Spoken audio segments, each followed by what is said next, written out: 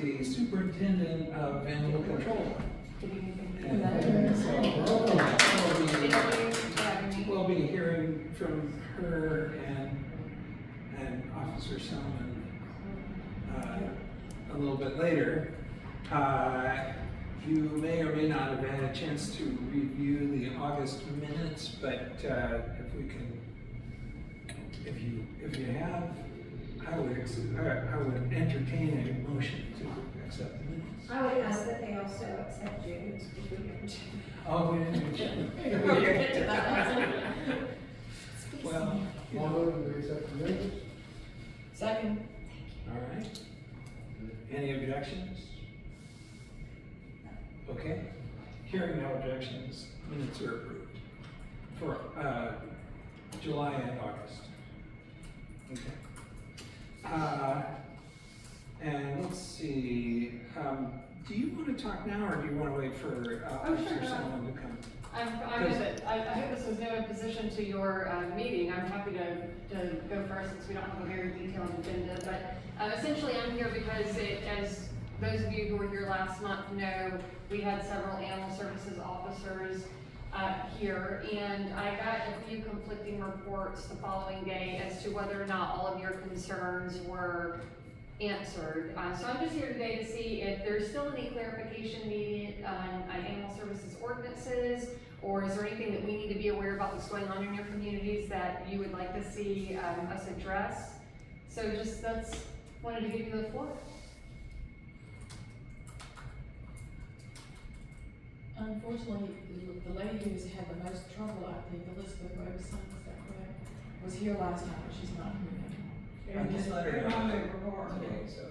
Have you spoken with her by any chance? I am aware of Ms. Robinson. I know Officer Hardman has had the lead in communications with her. We did do a follow-up on the dog that was in question pertaining to the concern. Everything is in compliance, including the pet license at that location, but we are keeping it on our radar if there is anything that seems to slip in the future. All right, thank you. Absolutely. What about 502 Johnson? That's That's the one, Barbara was here at the meeting because she lives next door to it, and I live on the other side of it. And what concerns are we having? They're breeding pit bulls, Okay. and they leave them on chains. I haven't seen them lately, they're probably in the backyard where Barbara can see them, but I can't. Okay. from where I am. I'm happy to, my contact information will be on the sign-up sheet, but if Barbara or any of your other neighbors who are normally here are not here today, you're welcome to share my contact information if there's any inquiries that we do need to take a closer look at. I wouldn't know, of course, the history on all of the addresses off the top of my head, but I'm happy to, when I get back to the office, look up 502 Johnson and see what we've got going on over there. Well, they've already bred the dog once, so they're breeding it again, Okay. and it's not even grown. So the way that we would address something like that in the city, of course, we would assess the entire situation, check the conditions for the animal's welfare. It's technically not illegal to breed in the city. We do not have anything in place as far as a breeder's license goes. The way that we enforce pet limitation is through the kennel license ordinance. And what that does is does not permit you to have more than 3 dogs and to own more than 3 dogs in city limits if you don't have a kennel license. That was an ordinance that was written many years ago with the intent to deter breeding, because usually if you have a breeding operation, you would exceed the number of 3 dogs. We are in the midst of rewriting a lot of our animal services ordinances right now. They have not gone through council review, so I can't go into any details to what those are, but we are looking at potentially addressing breeding in a different way, because we understand that the kennel license can also deter really great pet owners who happen to have more than 3 pets. So it is something that we're looking at a little bit more closely right now. And how does that work if you've got a litter of puppies? I mean, you must have a certain amount of leeway in terms of being able to. Sure. So in order to be able to keep that litter, you would have to obtain a kennel license, which would require you to essentially construct a kennel on your property, and there would have to be an inspection to make sure that kennel is in compliance. It's not an easy thing to construct it. You have to essentially install a kennel per dog that's 50 square feet per dog. It would have to be inspected. It has to be within a certain perimeter from the property line. It has to have its own special drainage for sanitation. So it's not an easy job to do. Generally, when we roll up on situations where people are out of the pet limitation compliances, we will work with them to get those animals rehomed to get them down to the number of 3. So if somebody is breeding pets Y'all won't make them get a kennel license, or you will? It would either be get a kennel license or rehome the animals. If it is a continuous situation where we're out there because it's very cyclical, we would issue the citations. As you may or may not have learned last time, we are civilian officers, so we can only enforce code. We're not sworn officers, so everything that we issue is going to be a misdemeanor, but we would certainly enforce with the unlicensed kennel and take that to court if it was an ongoing problem. Question. They need to have, even if the dogs are all indoor dogs, they need to have outdoor kennels. Yes, if you have more than 3 animals in the city, and more than 3 dogs in the city limits. And again, like I said, it's something that we are looking at because there are a lot of people who move into Columbia and don't realize that, so. Even with little dogs that wouldn't be ever kept outside? Technically, per the ordinance, yes, if you have more than 3 dogs. So you can understand how it's a little problematic, right? You do have to. Problematic ordinance. It is. So, and for full transparency, we are going to be selective of when we're enforcing it. We're looking at the situations where is this a cyclical, maybe breeding operation. If the dogs, whether it's breeding or not, are causing an ongoing problem or a nuisance, then that might have to take a little bit more enforcement to get under control. So it's really an ordinance that serves as a tool. But it's, again, one reason that we're looking at the rewrite of it, because the pet limitation is not directly addressing breeding. Right. What about fostering? I mean, if you already have your 3 dogs Sure. and you foster, you don't know how long they're staying. They might be there 2 weeks and they might be there Sure. 4 months or 6 months. Absolutely, that's a great question. And so we would assess it every situation case by case. So if somebody already has 3 dogs that they own and then they accrue to foster, how did we learn about it? Is that foster posing a problem in the community? Is it becoming a nuisance? Do we need to enforce? If they have proof that this is a 2-week foster because I'm holding it for a rescue, we can be flexible with something like that. We're really going to put our time, and as I'm sure you've learned, limited resources towards the thing that really truly require it. So if somebody has a 4th dog that's a foster, we can work with them to find out what's the duration of this. Is it causing a problem to the community or not? If they're not causing a problem, it's not that big a deal. It's generally not, as long as we know what is the timeline again and duration of when this animal will be expected to move on if it is a foster animal. I know that there's 2 rescues that have senior dogs, and the goal is for them to be fostered and they pay medical bills Sure. till they die. And that usually isn't long, but Sure. it's not predictable. Yeah. So I live next door to a guy who has a dog who she's a, I like her. But she's not taken care of. And I wouldn't be surprised if she has heartworm, or I'm pretty sure she doesn't have a rabies shot, or she doesn't have a collar, and she runs around. Okay. If she's tied up, she barks. And last year, we had an officer, I live on a street with a middle school, right up the street from the school. And the officer who stays at the school came to my neighbor's house and demanded that he tie up the dog. And so he did the last school year, and she barked day and night. And now school started up again, but all summer he let her run around, and she runs in the street. It's kind of incredible that she's still alive, I think. But I know my neighbors on the street know the dog, and we all, I mean, she's not a bad dog, Sure. but she's not, it's like the owner just doesn't take care of her. Do you mind sharing the address with me, either now or privately later, if you prefer, so that we can look into it? I'll tell you right now, it's 309 Westwood.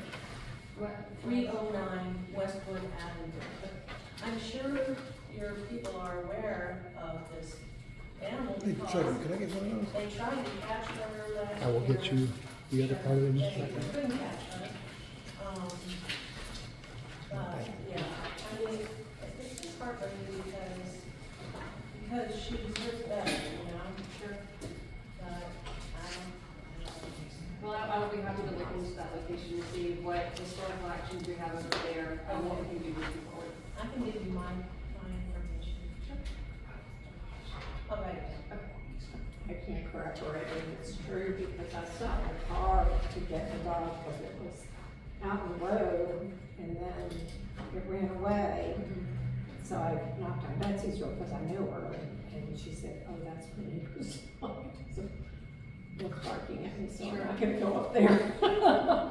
And then it sounds like there may potentially be several violations there. Of course, we won't know until we get there. At large is obviously a violation. Tethering is a violation if it exceeds 9 hours in a workday. And what is difficult about the tethering is we generally cannot cite on tethering if we have not observed the straight 9 hours of the act taking place, right? So that's really where we rely on the witness, who would also have to have some sort of surveillance or log, or be willing to come to court and say, yes, this is a tethering violation. Again, if we cite on the tether, then it's a misdemeanor, but we do get it to court so we can at least get that documented if the owners are found guilty. What we really do from an animal services standpoint, we have truly adopted over the last decade the concept of education over enforcement.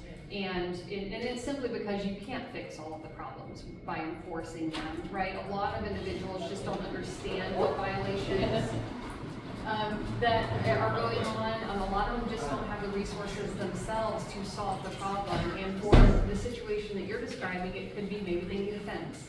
Right, that's really hard to go and build a fence for everybody who needs one, but is that the issue? Is that what would keep this dog with its home?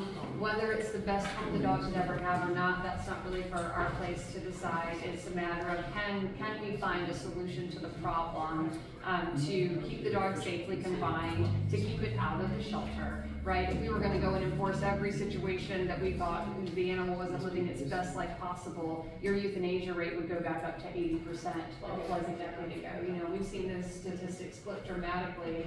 So our save rate today is 83%. We're very proud of that. And that has come with the concept of finding solutions in the community and solving the problems versus just going out and enforcing and impounding everything. So we will look into it to see like what can we do to make that better, or is this a situation that really requires our interference and potentially impoundment? Well, I mean, yeah, I feel the owner needs something. I mean, I don't know, he's a smart guy, I know him, I'm sure he knows better, and it's really the animal I'm concerned about, and her welfare, Absolutely. I think the thing that we learned last time that I hadn't been aware of before was that, at least the sense I get is that there are two kind of paths when you call in a concern or a complaint. That on the one hand, there's the dog being neglected path, and that requires, a log and all of that stuff. And then there's the nuisance animal path. And those two kind of trigger different responses, and at least that's what we kind of learned from last time. Sure, I'm happy to clarify. So we would be referring to two different ordinances. One is animal care generally, which is section 473. The other is going to be your nuisance ordinance, right? So animal care generally is going to address things like animal welfare, meaning is this dog in some sort of dire veterinary care or medical care that it's not getting? Is it emaciated? Is something happening that is warranting our interference to potentially impound it? Nuisance is an animal in the community that is posing a nuisance to your community. It could be impairing your quality of life with constant barking. It could be constantly at large. It could be doing something that is affecting you directly, and that is where that log is going to come into place. It's called the nuisance log. We hand it out. And the reason that is in place is if the log is filled out and it aligns with the nuisance ordinance, then we can issue the nuisance citation and get it to court, but you are the witness that would be explaining the nuisance to the judge, and you use your log to do that. And the reason the log is so important is somebody could say, well, this dog is barking 24/7. We issue the log and they have one day where the dog barked out of a 15-day period. are we gonna take that to court? But if they can actually log, this dog was barking from this hour to this hour to this day, and they can support their nuisance, then we have a little bit more concrete evidence to help get them in front of the judge. So that would be the nuisance route on the log. The general care would be, is there a matter pertaining to this animal's welfare that we need to address? So I think we learned that last time, and it was really helpful. So I think Officer Solomon did a great job of explaining all that. Yes. But I think it was really, I think there was some frustration just because, you know, people have been dealing with these issues Sure. so much and feeling like there wasn't a good response. So Sure. so I think we're learning, and hopefully we'll be able to be more effective in terms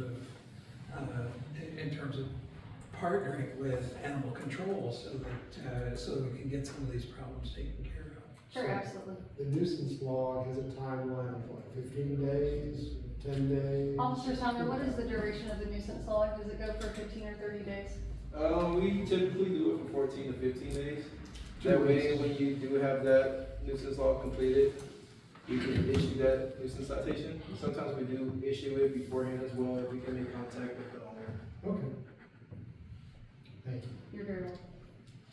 So, we have law enforcement here, so, I'm just wondering if there are sort of specific individual things that people want to bring up with either, Victoria or Officer Solomon. Maybe we can have you get with them individually. If there are things of general concern for the whole group, then, you know, I certainly don't want to cut off the discussion either. I'm happy to leave a stack of business cards up front, if anybody wants to grab those on the way out and follow up with us.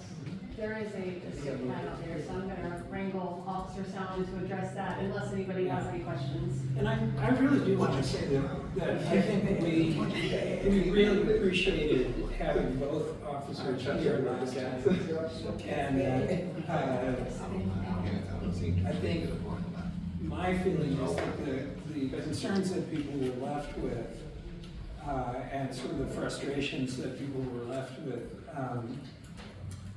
you know, may have left the impression that there was a lot of dissatisfaction or unhappiness. And I just would want to say thank you for coming, and thanks for spending as much time and effort with us as you have, both of you. No, we were happy to do it. And yeah, again, I picked up on that a little bit too, so we just wanted to make sure everybody's answers were thoroughly, everybody's questions were thoroughly answered. If there was any ordinance clarification needed. We're happy to come back anytime, and if you guys are having meetings, if you have additional questions. Now, I want to ask you all, you know, am I being fair when I say what I just said? Yeah. I don't want to downplay anybody's. We just have a lot of cats in the parking lot, like at the park. Sure, away the park, they in the trash can. I don't mess with them when I need it. If you protecting me, so there's a lot of cats. I mean, I just. If there is just a moment, I will touch on the community cat program. So there is an ordinance that was passed in 2017, I believe. If it wasn't 2017, it was 2016. The very significant thing about the community cat ordinance is it was a national trend for a very long time. I think it took effect in the north and northwest before the southern region of our country really started to pick it up. But what it comes down to is shelters for decades were just euthanizing these cats, right? That was the way animal control operated. We trapped them, we euthanized them. But what it proved over time with national trends and data is it was not an effective approach. The cat populations did not go away, the illness did not go away. And so the significance of the ordinance that we have now is it was passed in conjunction with Richland County and Lexington County, which was a huge win for 3 counties at the same time to pass this ordinance that was designed to vet the animals and spay and neuter them so that the procreation could slow down, the colonies could get smaller, but most importantly, they would be vaccinated and healthy. Now we understand that since that ordinance is passed, community cat populations in some areas are growing out of control, right? Because the way the program is designed is the citizen does the trapping and the taking to a spay-neuter clinic and then re-releasing it back to where it was found. We do participate in that program, but we do it minimally because we have one shelter veterinarian and we have an entire population of shelter pets that need to be spayed and neutered. However, if somebody has a true feral, not a friendly cat, because friendly cats can be reconfined later most of the time. If you have a true feral that is appropriately trapped to a humane trap, we will do that spay and neuter. You just have to bring it to us and pick it back up and put it back to where it was found. So one thing that we have recently secured is a part-time relief vet. This is temporary, but we will be using her on a weekly basis to do spay and neuters until she is no longer available at the beginning of next year. And we are putting her solely on community cats. So we're hoping that will make a little bit of a dent. Aside from city efforts, the Animal Mission, I don't know how familiar you are with the Animal Mission, but it is a local nonprofit, our sister organization. They do a voucher program and they fundraise all year long. Actually, their biggest annual fundraiser, the Peanut Boil on Divine Street, is coming up, and those funds go directly to the spay and neuter voucher program. And the vouchers are something that citizens can get from the shelter to reduce the cost of spay and neuter at Palmetto Lifeline or the Humane Society or a vet of their choice. Personal vets just might honor those vouchers a little bit differently. But those are all clinics that participate in this. The Animal Mission participates in this. And so there are a lot of really good people working on it. It's just sometimes that balance over time has seemed to have gotten out of whack. So we are working to restabilize that. When is this peanut boil? It is this Saturday from noon to 6 on Divine Street. And so that's all proceeds go to the voucher program that community cat trappers can take advantage of to help keep those populations under control. What is not happening this weekend? No home game for South Carolina. We got the Jubilee, we've got the parking day on Friday, we've got, That's right, yeah. 411 Fest at Greenview this Saturday. and we've got the Greek Fest. Fest is on Friday. So it's like, you know, Sure. these guys are gonna be out, you know, constantly for probably 72 hours. Can I ask you, what are the guidelines? I don't know if anybody wants to know, but what are the guidelines when you say they're raising all this money? What do you have to do to come to the animal shelter and say, I would like to have a voucher? What do you have to do? You would have to have found a dog that you want to get spayed or neutered. It's your dog. How does that work? Sure. As long as you're a Richland County resident, there are two categories of vouchers. One are for community cats, because there are a lot of citizens who personally trap, or maybe they have a cat population in their neighborhood that they want to work on. And there's also a voucher collection for personal pets. So if you have a privately owned dog or cat, and you're financially struggling, if you're a Richland County resident, you can come in and get a voucher from us.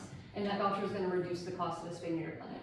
I just went on the Columbia Shelter site and found something called PFR Yes, that is our Pet Fix and Return program. for 29203, Yes. and it's free. It is free. That program is limited to 29203 because that is the jurisdiction that statistically contributes the most to shelter intake. So we have the most animal control calls in 03, we have the most animals impounded from 03. And that is, so, That's us. if you all are familiar with the the Humane Society of the United States, which is now HWA, I'm still getting used to that, it's now the Humane World for Animals. We found some interesting data and research that supported under-resourced communities actually really want this vetting, they just don't have any access to care. And that again ties into this whole education over enforcement. So when we have situations in 03, we try really hard not to just go in and enforce an impound. We want to find out where's the struggle, what do you need, is it food, is it vaccines, is it spay and neuter? So the Pet Fix and Return program is essentially just that we have an owner that's willing to comply with all three of those, meaning we won't just give you a rabies but not spay and neuter, we won't just chip and not give you a rabies, it's a bundle package. Then we will provide those services to that pet owner at no charge. Wow, that's awesome. That is awesome. They said that to Shop Road. Oh, we would coordinate with our surgery scheduler, and yes, and that we do it at the shelter. Yeah. There's an And application. again, it does, yeah, you can apply online, it'll go directly to our pet fix and return coordinator. But again, it does require compliance with the rabies vaccine, the, spay and neuter and the microchip, and obviously the city license would come with that if it's in the city. There are parts of it through there in the county, so licensing would have to go through the county. What about, no, this is for pets, what about the feral colonies? Yeah, whenever, citizens bring in cats to us, again, under those stipulations of being truly feral and confined to a trap, that is also contingent on, is our vet here today, can we take it in? We don't charge for the TNR program. Okay, Yeah. okay, and then they're just to bring it back to you guys? Yes. There is a fee, I don't know what it is because every clinic honors that voucher differently. No, they don't even have to have a voucher if they're truly feral. Okay, They are, Sure. supposed we have our maximum number of ferals. okay, yeah, I'm not sure what Palmetto's stipulations and guidelines are for their program, every clinic will be a little bit different with what they take in, how and when. What if you have a neighbor that is feeding feral cats? Yeah, so we will go out and speak to them and educate them and encourage them to get that colony spayed or neutered. Sometimes we have neighbors and the feeder of the colony does not want to do it, but another neighbor does want to, and that neighbor would have every right because these are community cats, meaning there is no direct ownership. So the feeder is not the only person that could participate in the spaying and neutering. And we understand that can be quite frustrating, so we will make an attempt to say, hey, this is what's going on, this is the problem it's causing, this is what's going to happen down the road if we don't get spay and neuter done. And sometimes in very serious situations where colonies are sickly or are highly overpopulated, we will interfere as our resources allow. Is there not anything being done about just simple epidemic? Because the raccoons have it, and the raccoons eat with the feral cats. Sure. So DPH might be a better inquiry to ask what's being done about it. We do respond to sick and injured wildlife, and if we ever come across raccoons that are symptomatic. The raccoons are giving it to the cats, so. Sure. We have not seen any positive rabies cases in the feline populations, and that is not something we test for. So I would probably reach out to the Department of Public Health for any statistics they have on this timber specifically. When we respond to wildlife that is symptomatic, we do impound and euthanize. Well, they're spreading it to the cats. All right. I think it's probably time for us to move on. I think if you have other questions for Superintendent Cleary or for Officer Salmon, certainly either give them a call, we've got cards for them, or talk to them just outside if you want. But I'd like to turn the floor over, and thank you. Thank you. And I hate to break away, but there is a sick cat outside that we have to go catch, so everybody's up here. And thank you all for your time. Take care. You're always on the job. Yeah, always. All right. Y'all have a great evening, thank you. Thank you very much. So let's, I'm gonna go buy some chicken if you don't have food. Be careful. so let's see. You're welcome. Stay safe. We want, send your account first. No, we said the city go first. Yeah, they don't have that. All right. I can't steal that thunder on this one. Good evening, everybody. You guys are, y'all were kind of busy, last week. Last month you were good. Last week, you had like 4 auto break-ins, and one a gun was stolen out of, and the window was broken, and they made entry to the car. We express to take your weapons out of your car, because that's how these individuals are getting guns out on the street. So please, stress it to your neighbors to take their weapons out of their cars, okay? We have identified the person that actually did that particular auto break-in, but you had like 4 last week. We got some video of some other individuals that we're trying to identify, the one with the gun, most important one. We do have that person identified. I'm not sure if they made an arrest as of yet. Who lives on Margrave? Okay. 3400 block? So I got a complaint from the ombudsman's office about, cars being parked, abandoned cars on the street. I went through that day, I didn't see anything. That block of Margaret is usually pretty clean. Yeah, I don't go up and down every day, so. Okay.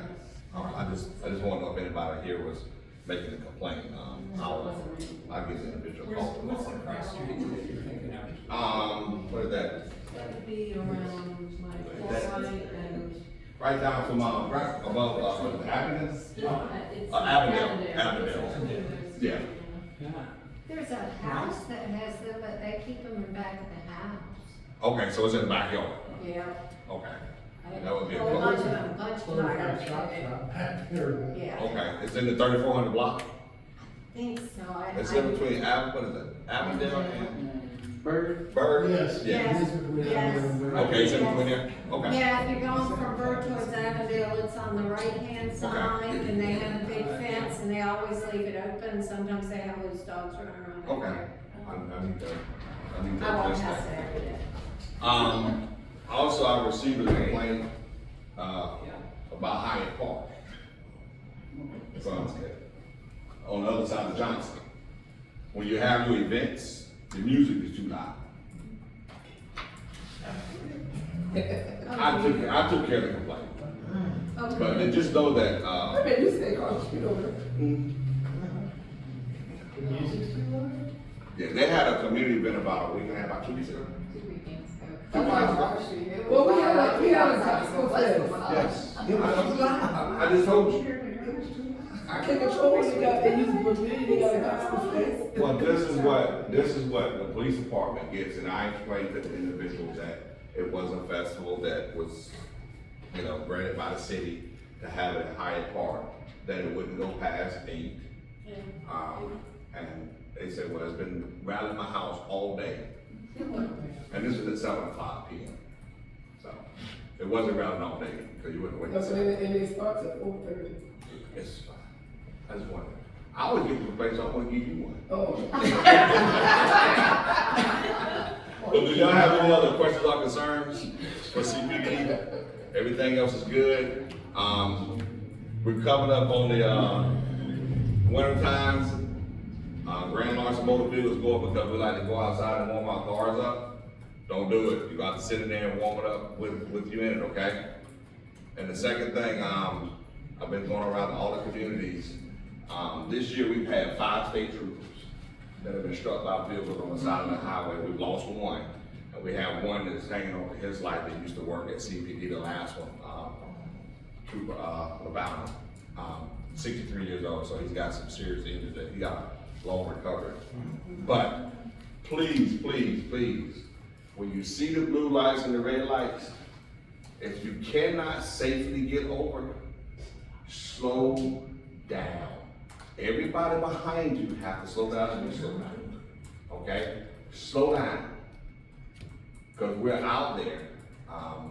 They're going to start enforcing it more. So you may see somebody pulled over here, but there's a police officer sitting there waiting for you not to slow down and go past at a high rate of speed, and it's not going to be nice for you.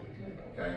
So talk to your family, talk to your kids, your nieces, your nephews, everybody's driving, and tell them, please, just slow down. Just slow down. Take your time. Wherever you're trying to get to, you're already late. You're already late. If you're rushing to get there, you're already late. So slow down, because that could have been either one of us is standing here now. It's happening on the interstate, but Lavada was hit on a 2-lane road in Lexington County. Okay? Slow down. We try to be as safe as we can. We're looking, but sometimes that vehicle comes at high rate of speed, you just don't have anywhere to go. You call it a dead man lane. Okay? All right, thank you. Thank you. I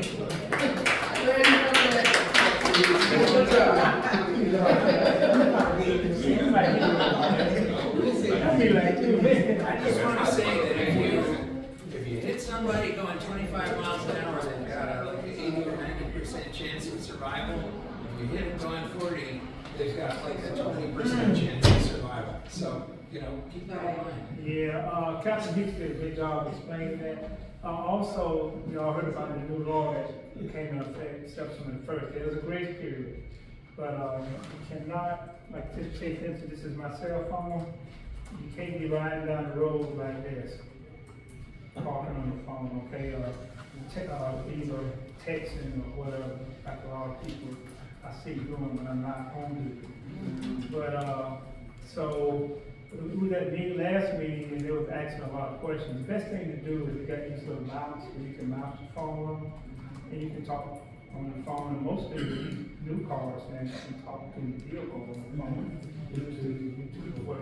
Bluetooth or whatever. So just wanted to pass that on. And but a lot of times when officers pull somebody over on a traffic stop, we don't tell that person where to pull over. A lot of times they pull over in a bad area, and we have to get out on that area. It puts us in danger too. We would like for people to pull over in a lighted area or in a parking lot, but some people some of them stop right in the middle of the road, okay, and it puts us in a bad situation.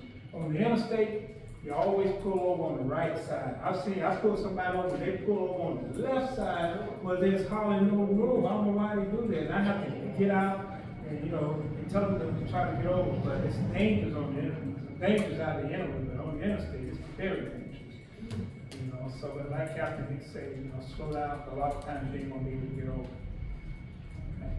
I'm gonna turn it over to you. Yeah, and just like Captain Hicks said about vehicle break-ins, they're all year-round trend, but they start kind of picking up at this weather. Once it starts getting a little chilly, it gets a little bit more comfortable for these guys to be in hoodies and covering up their face and doing all that. So just be mindful of that. Just like y'all had some car break-ins, we had one that happened this morning. So we had 2 individuals, actually 3, one in the car. They were going around at 3 o'clock in the morning, breaking into cars. And they were breaking windows. They actually broke a window using like a window smasher thing, and it was tinted. So all they did was grab the window and slide it under the car, trying to hide it so that when we patrol, we can't see that the window's busted out. So that's just something that is a year-round trend that criminals always take advantage of. They're always going to check door handles, and if it's the car they're trying to get into, they'll break the window. All right, so just be mindful of that. Please lock your cars. Don't leave anything of value inside, especially guns. All right, makes our jobs way, way harder. We get into officer-involved shootings, and we've had plenty of examples of that last year. All right, where we even lost one of our canines. So just be mindful of that, and tell your family members, tell your friends about not leaving weapons in cars, all that good stuff. Okay. All right. Okay. Anything for us? Tell them about the bomber.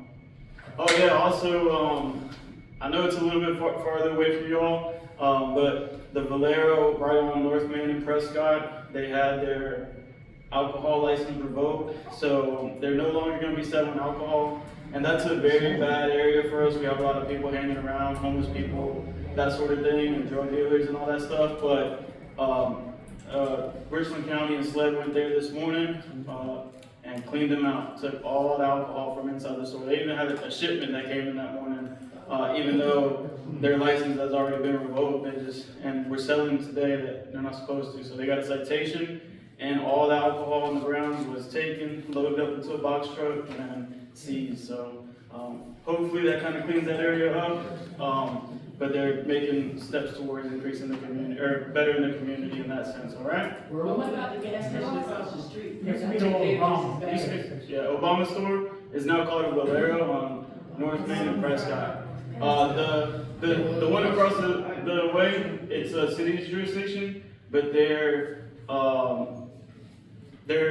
what's it called, protesting their license as well. So the goal is to hopefully get those 2 places shut down as far as alcohol is involved, just because we see, I don't know how many beer cans we see out there on the floor, and they sell them individually too, so it's bad. But our goal is to stop all alcohol sales in that area, just so that people will stop lingering and whatnot. So we're one step closer, and luckily we're able to accomplish that today.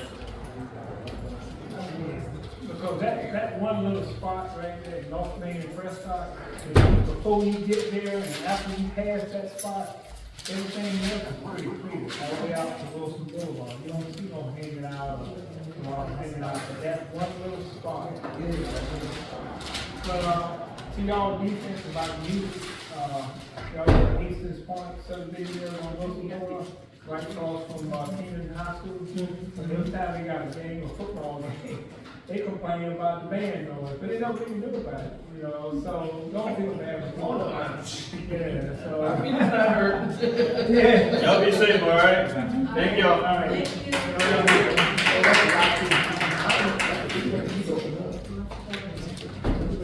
Take care of that camera. Oh, yeah, I got you. I always got you covered. You got what's it called? I'm gonna get you this. Thank you.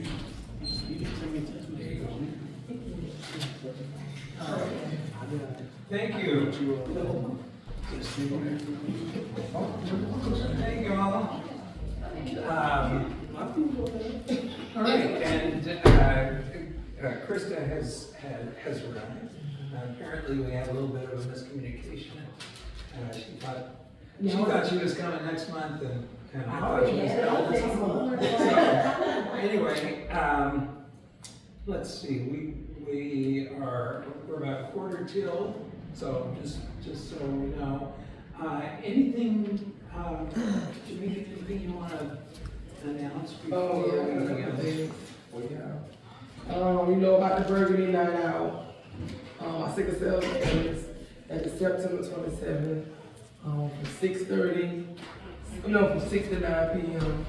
On that same day, Pitch will also be there, give out the vegetables. That morning from 10 to 12. 10 to 12, Pitch will come out. The community fridge will open up for the free vegetables, the fruits and vegetables. That same day, September 27th. Also we got a new program that's coming up for Keno night. We're gonna do bingo style. You wanna learn how to play Keno, you're welcome. They're doing it at Mr. Antoine, my new worker. He'll be doing it from Tuesday, Thursday, 12:30 to 2 p.m. Playing Keno.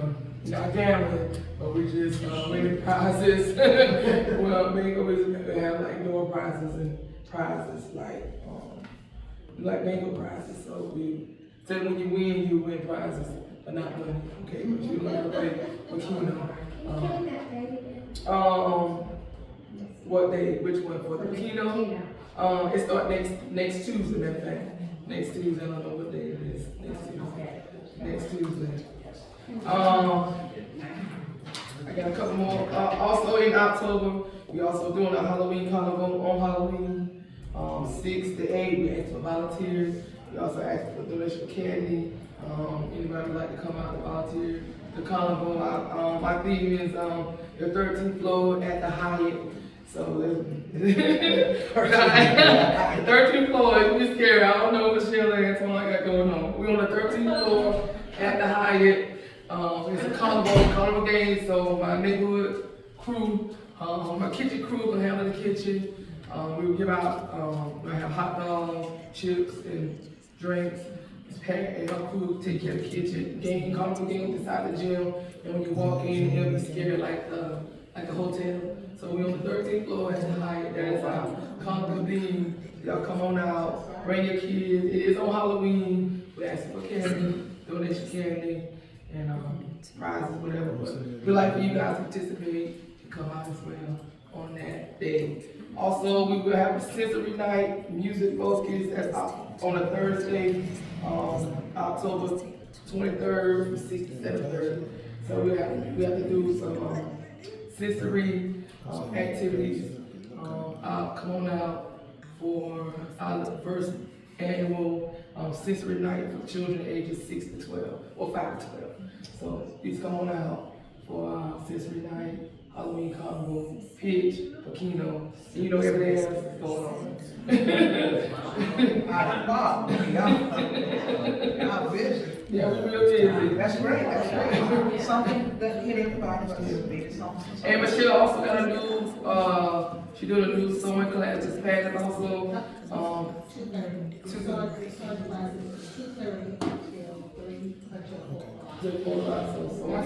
Sewing class going on. This past, there's a cooking class.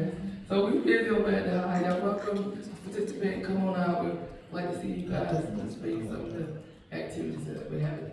Candy for Halloween, we just bring it over. Yeah, we have a big tank box. You can just drop it out for the candy. We got it already set up for you. Now, I think you mentioned National Night Out, but. Oh, Ms. Ms. Pat, wanted to ask Ms. Pat if you have, anything to add about that. No, you didn't say anything else? Mm. Okay, well, anyway, National Night Out is already, it's together. We have it together. We having, about 12 vendors, and, each community, like, the cleanup, usually we do the cleanup, we're gonna have, Seminar Ridge and Windermere, they're doing the cleanup this year, so we don't really have to worry about doing so much cleanup. And, set up, Miss Jack, Pastor Jack is gonna come and help set up, and we have, several people from all the community, they send in people to help set up and also people to clean up. And the only thing we ask that, waiting on is the flyers. And Mr. Bostic from the fire department, he said he's gonna be out there, and he said he'll do whatever needs to be done. We were waiting to see if they're gonna let us have a helicopter this year. A helicopter's supposed to come out, but I haven't, heard anything back from the helicopter pilot as of yet. So far, we're looking good. What is the date for that? October the 7th, the first Tuesday, from 6 until 8. Usually we close down at 7:30, but it's 6 until 8. I don't know if Veronica was going to say this, but I have a couple of flyers for a financial symposium for people who are considering buying their first house.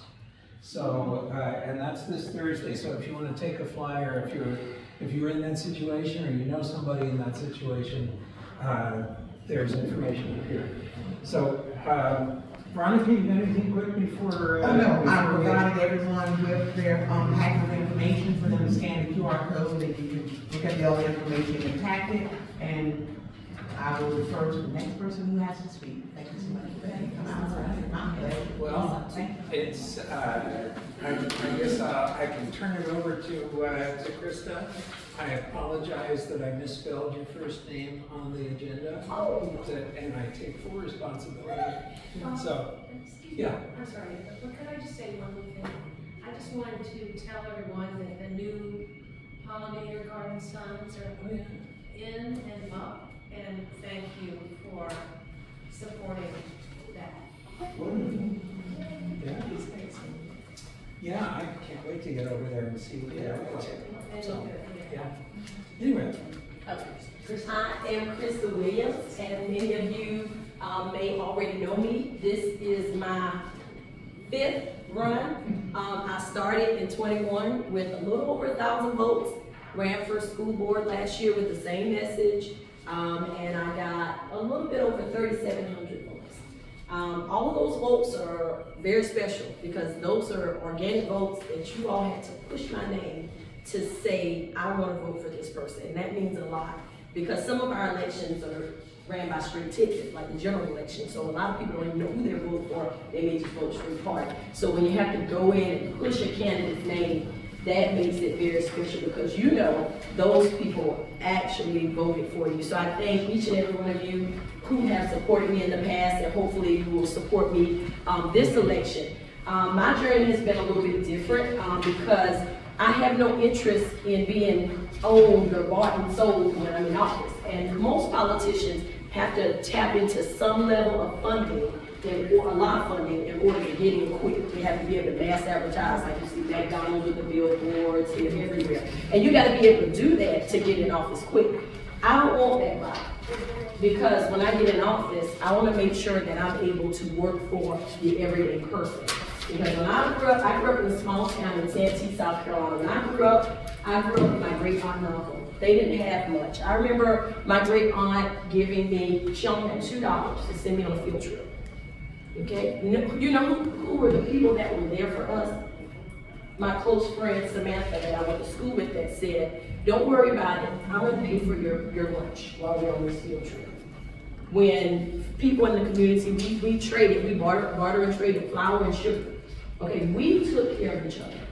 And so there is no way that I'm gonna run for office and get into public office and forget about the people that I grew up with, people that are everyday folks.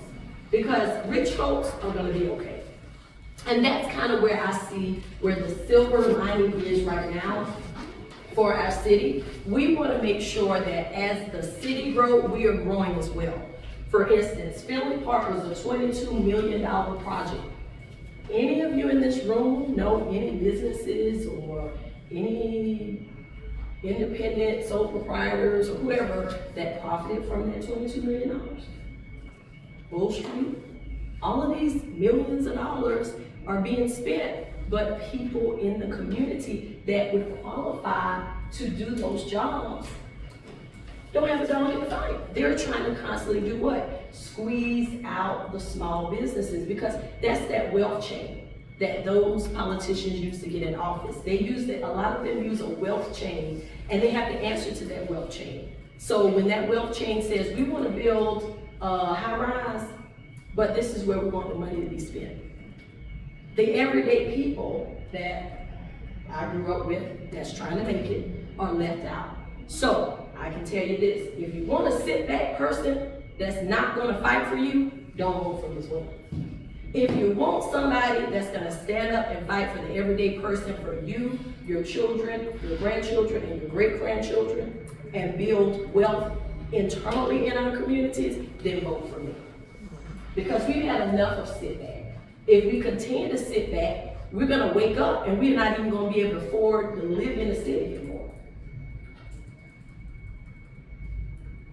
So one of the things I've done is I've requested to see where the money for Finley Park is spent, where the money for Bull Street is being spent. We don't want to see Canada. We don't want to see Texas. We don't want to see Georgia. We don't want to see all these other places, and then we cannot say that we are building wealth in our own community. I know your name. Give me your last name. Ms. Newman. I want to be able to say, as a council person, when we're looking at our yearly goals and results, I want to be able to say, Ms. Newman's grandson is an electrician, right? We've helped him grow his business $150,000 for the year of 2028. I want to be able to look back at goals each year to see who have we been able to uplift. Because if the city can spend $90,000 at a company in Greenville to do their new logo, why can't they help a business that's right here? So we gotta wake up, y'all. This is where we are. We're at that crucifix point. You got Atlanta, you got a lot of these big cities that have areas that have grown exponentially. But it's what type of growth do we want? Do we want to be included in that growth? I just don't want somebody to come give me a job application work at Finley Park. I want your families to be able to benefit from that money coming in. It's always a conflict a lot of times between the community and new growth. Why? Because you see no benefit from it. There is no benefit for you. All you see is property taxes going up, more people, nobody around me is growing. I'm getting poorer and poorer because the value of everything is going up and up around me. And next, I'm not going to be able to afford to stay in my house. So we need to close the gap on that and make sure that as we grow, we are building the community as well. That's going to be a big part of from day one. I want to know where this money is being spent, and I want a percentage. I want to fight for a percentage of every contract, those big projects, up for 30%, whatever we agree on, to make sure it goes to local people in Columbia, in the city first. So, safer communities and less crime. I want to work with agencies like Department of Corrections, Probation, Department of Parole, DJJ, Department of Mental Health. I want to work with those organizations because those organizations are the ones that manage everybody that's dealing with some misfortune. And we need to try to work to reverse that. It's no reason that all the psychiatrists from Bull Street went to Department of Corrections. What does that tell in society? If their salaries combined, 15 or 16 psychiatrists are $4 or $5 million, they're making over $250,000 a piece. And they went from Bull Street to the prison. What are we telling the community? That we're not willing to work preventatively. Everything is on the back end. let's lock everybody up and then they'll get the help that they need. No. We have too much funds coming into this state to have the homeless population that we're having, and to have the mental health population that we have, and to have the crime that we're having. I wanna make sure that the funding that we get in is being used appropriately. Let's look at some bigger cities and what they have done, and look at the funding and where we need to put the funding. Nonprofits are great. We wanna support nonprofits. But if those nonprofits are not getting to the root of the problem, like those state agencies that are housing everybody that have all these different things going on in their lives, then we may need to cut some of that. We want to make sure we're focusing on the root problems so that we cut down on recidivism. We cut down on having a homeless population that's full of mental health patients. Tourism and growth and safer roads. In order for the city to prosper, we have to make money. And as I stated, I won't go back over what I just stated, but I think closing the gap on us benefiting from those projects as they're coming in we would want to see if people in your family are helping to build Family Park. You want to see tourists coming in and enjoy the park because you helped to build that. Not people from Canada. I mean, they've gone and got their money and gone. Cleaner communities, less illegal dumping. You all have probably seen me around pushing this issue and getting some of the areas like Ames Road over there in Highland Park, some areas in Belmont cleaned up over the past 4 years, better housing and less abandoned properties. I think this is one area that I think the city has been doing a good job with bringing more housing. But I think we need, in order to make it affordable, we need to allow people to take part in the money that is being spent to build that apartment. And then they will be able to afford more. And we got more local people that are able to spend more back into the community to help other businesses, our small businesses. And workable solutions for our unhoused population. I talked about us working with some of the state agencies. I love the nonprofits, I'm gonna work with them, but I worked in the Department of Corrections for 14 years. And so that is why I see where the disconnect is. It's like we're trying to fix a problem, but we're not even working with the agencies that are handling at-risk individuals.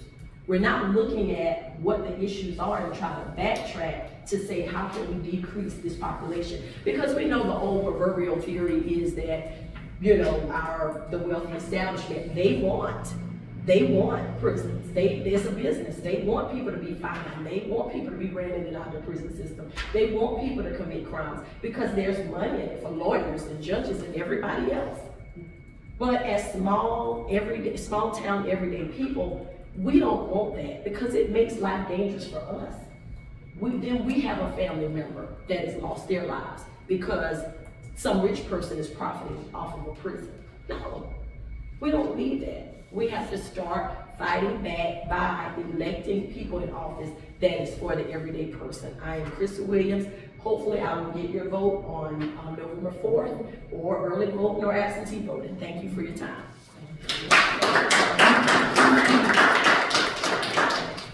Thank you. And if you're able to stick around a little bit, people can talk to you afterward. But does anybody have any questions of sort of general concern for the group? All right.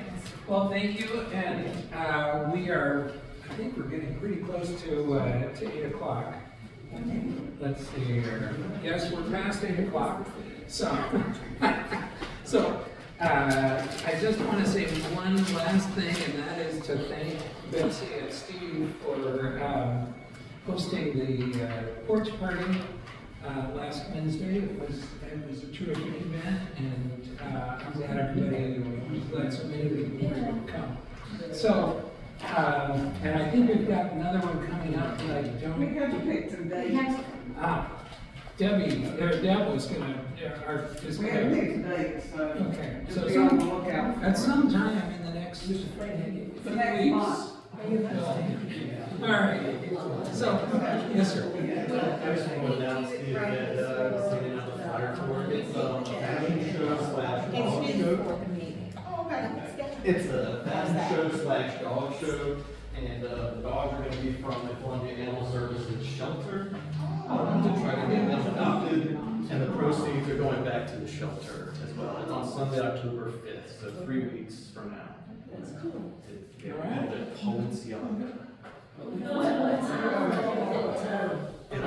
5 to 9. Doors open. Yeah, doors open at 5. The show will really start around 6. A seriously worthwhile event. So. All right. Any last things before we adjourn?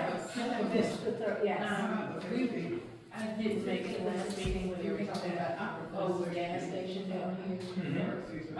So what, is it just a weird proposal, or are they moving forward with? I don't know exactly. There's a local developer who is proposing a gas station, a Murphy's station, at the corner of North Main and Sunset. And Where's the space for that? it's right where the Sonic used to be.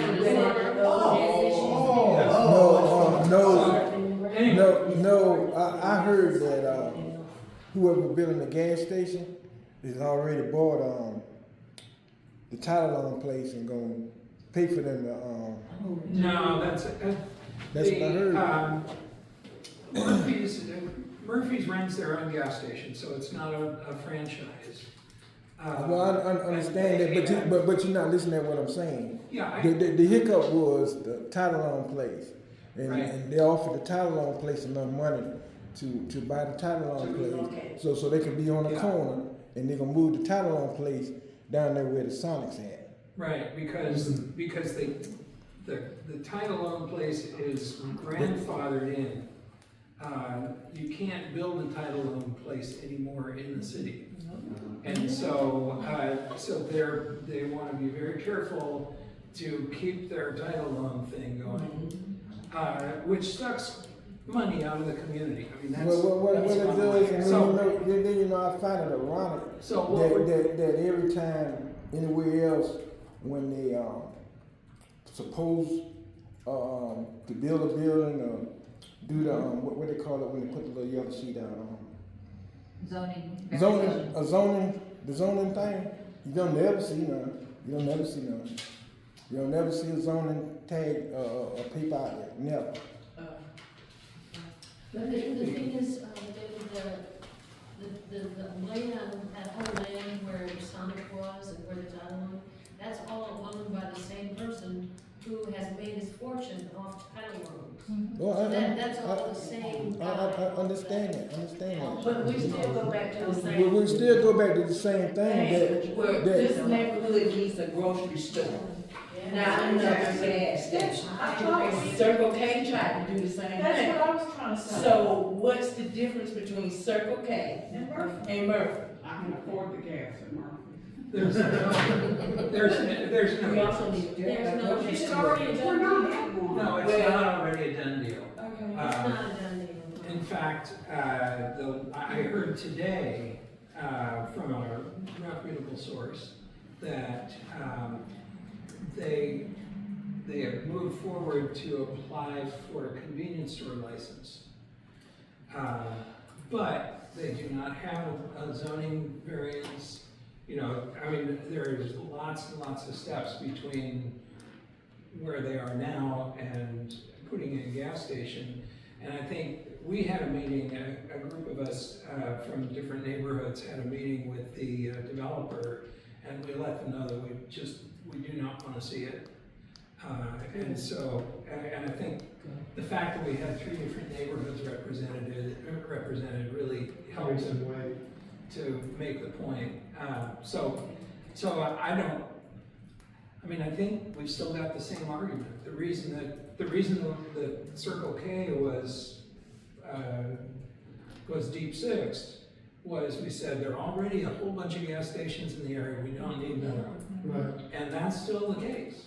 You know, there's no, you know, so. Well, because Murphy is, you know, is no different than that Valero we talked about. People hanging around, buying beer, everybody individual beer, and they're hanging out drinking. And- So and that they is go no home. different than that Valero, the old Obama. Yes. Yeah, yeah. Yeah, If you drive around Totally town, you see that same problem at most Murphys. Yeah, Well, let's get a So- petition drive and bring it all in here. so, so we'll, They were you talking know, about the we're, one over there at Clutch Square at one time where the old factory was.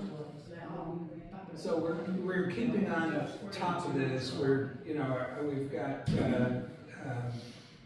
you know, people in the city and some other folks that are kind of keeping us informed. But, yeah, hopefully we'll be able to do the same thing to Murphy's that we did to the Circle K. Yeah, fingers crossed. So, but yeah, I completely appreciate what you're saying. The other thing that really blew my mind was, you know, when we talked to the developer, he said Murphy's was willing to spend $3 million to buy the land on that corner. That means that land is worth something commercially a lot more than maybe we were thinking. So I think that's useful information for when we get to talk to other developers and hopefully get something there that we.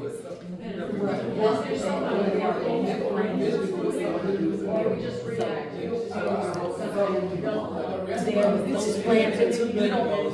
They don't really 10, 20, 30 year plan for the city. Recruit business. And see, that's what we're talking about. I'm just trying to recruit business and, I mean, the city has a development office, so there's some of that. Sometimes it's just the luck of, you know, a developer takes a look at it and says, yeah, I wanna put something there. But we're really trying to be more proactive and say what we want is something that's not gonna extract wealth from the community. And that really enhances the quality of life here, so. So, as the communities, are you all asking them and planning to share with you all the 10, 20, 30 year plans for the city? See, so are they sharing that with you all? Mhm. Okay, so you should be able to see that where they're wanting to go. And that's why you said that, owner didn't mind spending $3 million, because they already know what they want to do with the city. I mean, the community is an afterthought. I mean, they're gonna, with that gas station, I believe, probably after this election, they're gonna go for the city. I mean, if you don't have people in elected positions that are actually just full stop in this stuff, I mean, you got all these sit back people up there that are already in with contracts, they're good to go, they're fine, they have the house they want, they have the car, they're good. Why would they? We fought back against that, Circle K. I stopped, and they never put out you know when we found out about that Circle K that they were putting over there? When Circle K came to a meeting and wanted to give us the plans. And they never put out a zoning sign that said Circle K was going in that property. And then these people from this neighborhood and other neighborhoods went to that zoning meeting, and Circle K got denied. Cause when they walked in, they figured it was already cut and dry. They were like, It was cut and dry. Who says who? Well, we're gonna probably get 4 more years, so, and this will probably be his last 4 years. So just look for a lot of things to start to continue to move. Because you gotta look at the flow of money, and that's what drives their decisions. It's not just, maybe they just said, okay, let's let this die off for now, let's listen. But they came back with another gas station. And you gotta look at these people's campaign reports. These developers are not going to be investing thousands and thousands and thousands of dollars in certain candidates and elected officials if they don't intend for them to make good on their promises. And Murphy had put money into, I could tell you who, but one of the plans is to have a service station on that corner. Well, but actually, you know, we looked at the city plan, they put out this Villages of Columbia, y'all remember that? Yeah. And North Columbia. North Columbia, and on page 39 or whatever of that plan, it talks about that intersection. And it says, the thing we do not want, the thing that has to go is the gas station. And that was the little gas station that was on the corner. And that's what they said in the plan. We do not want a gas station here. And that was in the plan that the city paid a lot of money for. But that lot already had this infrastructure, because the gas station used to be there, right?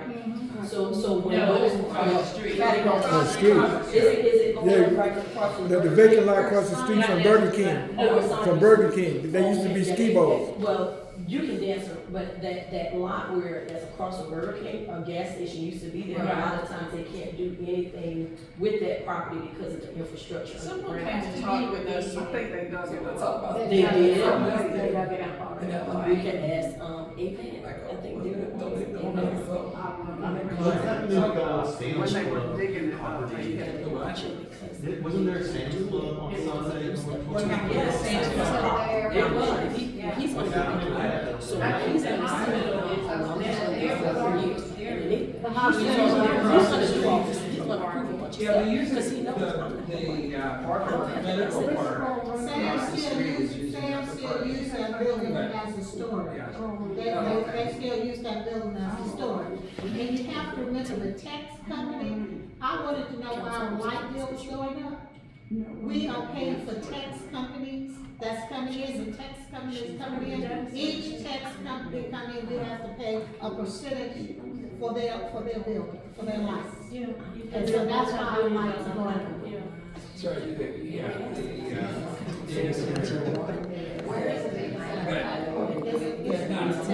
not here specifically. All right.